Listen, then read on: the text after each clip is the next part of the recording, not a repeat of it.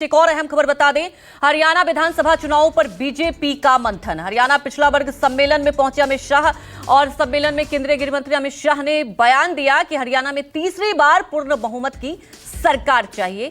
मैं बैसाखी वाली सरकार के लिए नहीं आया हूं, अमित शाह ने यह बड़ा बयान दिया। सबसे ज्यादा ओबीसी मंत्री पीएम मोदी ने बनाए। तो हरियाणा पिछड़ा वर्ग सम्मेलन में पहुंचे अमित शाह। और देखिए, हरियाणा की बात की जाए तो भारतीय जनता पार्टी के लिए एक बड़ी चुनौती, और केंद्रीय गृह मंत्री अमित शाह पहुंचे और इस सम्मेलन में कई सारे बयान दिए। साफ तौर पर कहा कि हरियाणा में पूर्ण बहुमत की सरकार चाहिए, बैसाखी वाली सरकार नहीं चाहिए। क्योंकि लोकसभा की बात की जाए, लोकसभा में हरियाणा में जो भारतीय जनता पार्टी का प्रदर्शन रहा, उससे लेकर लगातार रणनीति बनाई जा रही है, मंथन चल रहा है। और आज पिछड़ा वर्ग सम्मेलन में अमित शाह पहुंचे और इस सम्मेलन के जरिए उन्होंने कई सारी बातें कही कि लगातार जो मौजूदा सरकार है केंद्र की और हरियाणा की सरकार है, वो गरीब पिछड़ों के लिए ही काम कर रही है। कई सारी योजनाओं का भी उन्होंने जिक्र किया। 2014, 2019 और दोनों विधानसभाओं ने आपने कमल पर आपका आशीर्वाद दिया। 24 में भी कमल पर आशीर्वाद दिया। अब विधानसभा चुनाव में भी आप आशीर्वाद दोगे, इसका मुझे पूरा विश्वास है। हरियाणा के चुनाव में तीसरी बार भारतीय जनता पार्टी की पूर्ण बहुमत की सरकार बनने जा रही है। और हुड्डा साहब, मैदान में आइए, आंकड़ों के साथ आइए। आप क्या हिसाब मांगोगे? हिसाब तो हम देंगे आपको, और आपसे हिसाब, कांग्रेस से हिसाब हरियाणा। वही तमाम जानकारी के साथ हमारे सहयोगी प्रशांत देव जुड़ चुके हैं सीधे लाइव। प्रशांत, सबसे बड़ी बात यह है कि भारतीय जनता पार्टी के लिए हरियाणा एक बड़ी चुनौती है। कई सारे मुद्दे हैं, लेकिन लोकसभा के जो नतीजे आए, ओबीसी का समर्थन नहीं मिलना एक बड़ा फैक्टर रहा। आने वाले विधानसभा चुनाव के लिए क्या समझा जाए कि अभी से ही एक रणनीति और एक रोड मैप तैयार कर दिया गया?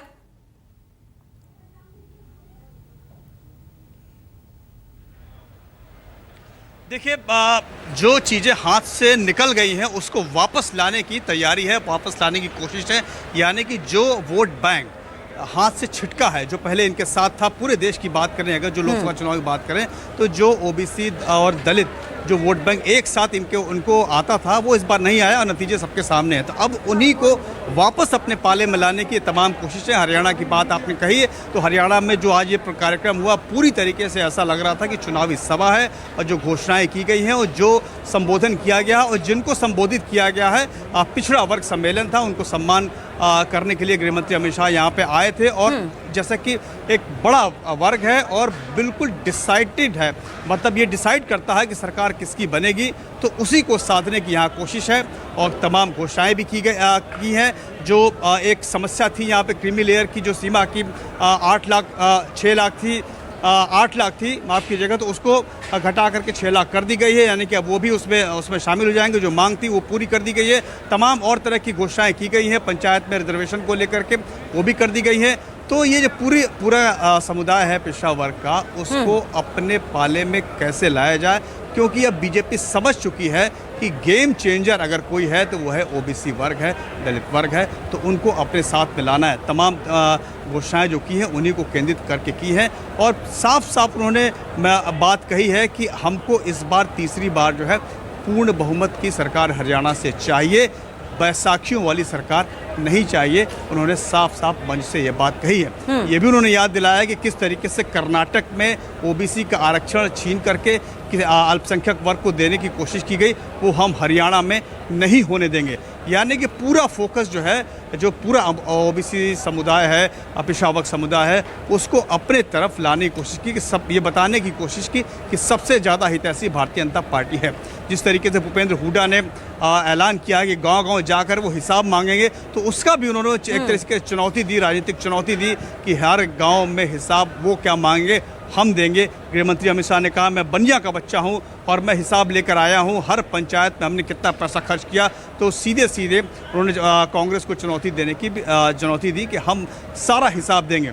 तो ये समझा जा सकता है कि जिस तरीके से 2019 में 10/10 लोकसभा में आए, आधी हो गई 2024 में, 5 पे 5 आए और कांग्रेस बढ़ चढ़ के आगे आई है, तो कहीं विधानसभा में भी नुकसान न हो जाए। और इस नुकसान की वजह यही पूरा जो ओबीसी वर्ग है, दलित वर्ग है, ये जिधर जाता है उधर उसकी सरकार बनती है। एक साथ जिसके साथ चले गए उसकी सरकार बन गई। और कांग्रेस को भी अब लगता है कि अब बहुत मजबूती से वो चुनाव में लड़ेंगे। उनको एक उम्मीद दिख गई है, जिस तरीके के नतीजे आए हैं और जिस तरीके से अब राहुल गांधी पेशेवर तरीके से मैदान में उतर रहे हैं, तो अब जो है कांग्रेस को भी हल्के में नहीं लिया जा सकता है। तो कांग्रेस में भी बहुत ज़्यादा उत्साह आ गया है, तमाम विपक्षी दलों में बहुत ज़्यादा उत्साह आ गया है कि जो लगता था कि 14-19 में नामुमकिन है, वो 24 में बहुत कुछ मुमकिन किया गया है।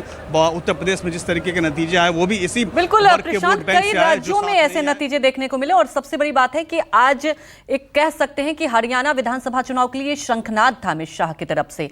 वहीं प्रशांत, बड़ी बात यह है कि ओबीसी अगर देखें आप, वोट बैंक बहुत ज्यादा फैक्टर रखता है। तो क्या आपको लगता है कि भारतीय जनता पार्टी के लिए इतना आसान है? क्योंकि इस बार के नतीजे आप देखें तो ये लगता है कि अब भरोसा नहीं रह गया और ये बड़ी बात रही है।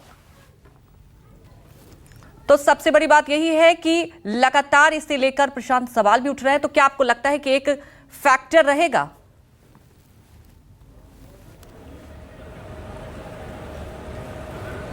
देखिए, ये फैक्टर हमेशा रहा है और जिसने इसको साधा है वो उसकी सरकार बनी है, वो उसकी जीत हुई है। तो इस बार ऐसा हुआ है, जो संविधान का मुद्दा उठाया गया, उस संविधान के मुद्दे पे भले ही बीजेपी ये कहती हो कि उनको भ्रमित करके, उसको धोखा दे करके बीजेपी से वो वोट बैंक खींच लिया गया, कांग्रेस ने झूठ बोला, वजह चाहे जो भी हो, लेकिन अगर ये समाज, ये वोट बैंक जो जिसकी संख्या छोटे छोटे प्रतिशतों में बहुत ज़्यादा हो जाती है, तो वो अगर साथ नहीं आएगी तो दिक्कत होगी।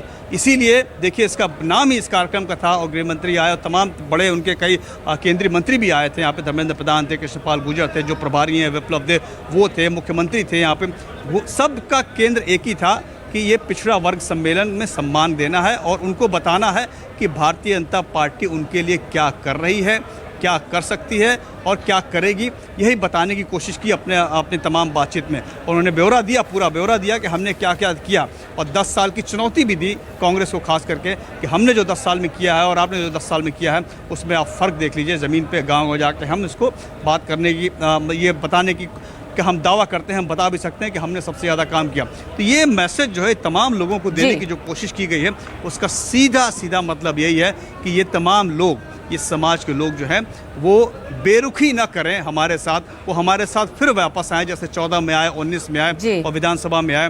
नहीं तो विधानसभा में नुकसान हो सकता है। बिल्कुल, जो नुकसान हुआ, अब भारतीय जनता पार्टी लगातार आप देख ही रहे प्रशांत, मंथन और अब नई रणनीति के तहत जनता के बीच। और आज अमित शाह ने ये कह सकते हैं आप कि एक बता भी दिया, एक मैसेज जरूर दिया है। हमारे साथ जुड़ने के लिए आपका शुक्रिया।